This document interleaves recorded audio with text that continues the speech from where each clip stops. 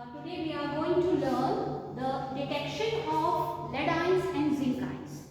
Now, if we get a water soluble salt and we want to find that whether lead cation is there or zinc cation is there, then we can take help of reagent NaOH and NH4OH. So first, if we do with NaOH, now sample that I will show you the demo sample, and in that you add NaOH.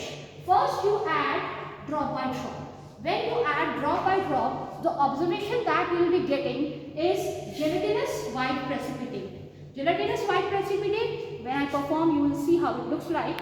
And when in this gelatinous white precipitate we add excess of NaOH, then what will be our observation? Our observation will be that the white precipitate is soluble. Similarly, if it is lead ions, then we will not get gelatinous white precipitate, we will get chalky white PPT. Now this chalky white PPT, when we add NaOH in excess, this chalky white PPT becomes soluble. What happens with NH4OH? I'll come to that later. First, let me show you the demo. This is a water soluble salt of lead. So my right side test tube is having lead component and the other test tube is having zinc.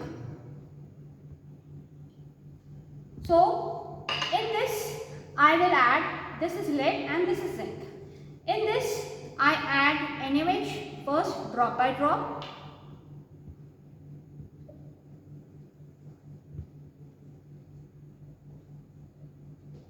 This is chalky white precipitate. This is chalky white precipitate that we get with lead ions. Now the second sample is our zinc cation sample. This is our gelatinous white precipitate. You will see something like gelatin floating and something is sticking to the walls also. See, it is sticking to the walls. That is why it is called gelatinous white precipitate. Now, second step, I add in excess.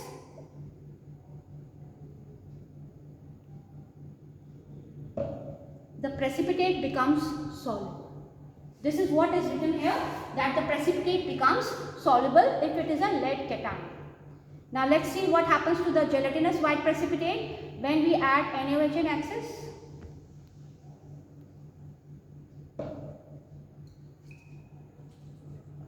The precipitate becomes soluble. So it means with NaOH, the behavior of lead cations and zinc cations is same. So we should never ask for NaOH if we have to distinguish between zinc ions and lead ions. So which is our chemical which we should resort to? We should resort to ammonium hydroxide. It's going to help us in identification of Pb2+ and Zn2+. So what is the procedure? Procedure is same. Take small amount again. Lead, first I am putting lead and then I am putting zinc water soluble salt. Procedure is same. Now instead of NaOH I use ammonium hydroxide. Now I add ammonium hydroxide drop by drop. Again I get chalky white PPT drop by drop. Now I add to the water soluble zinc salt also. I get same observation, that gelatinous white precipitate. You can see it sticking to the walls. And it was not happening here, chalky white PPT. There is a difference. You can see something sticking. Here there is no sticky thing. Now in this I add excess of ammonium hydroxide, which is our sample where I am suspecting lead. The PPT remains insoluble. This is the difference in observation, the PPT remains insoluble. If I will leave this test tube in the test tube holder, you can see the PPT is settling down.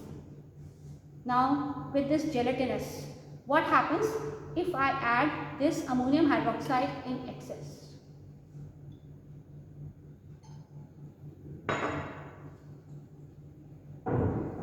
The PPT becomes soluble.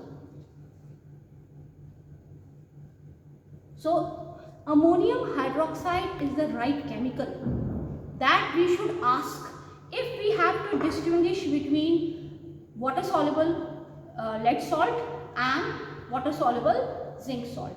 Because if it is ammonium, if we are using ammonium hydroxide, the lead cation in excess gives a chalky white PPT that is insoluble. You can see that the precipitate is settling down.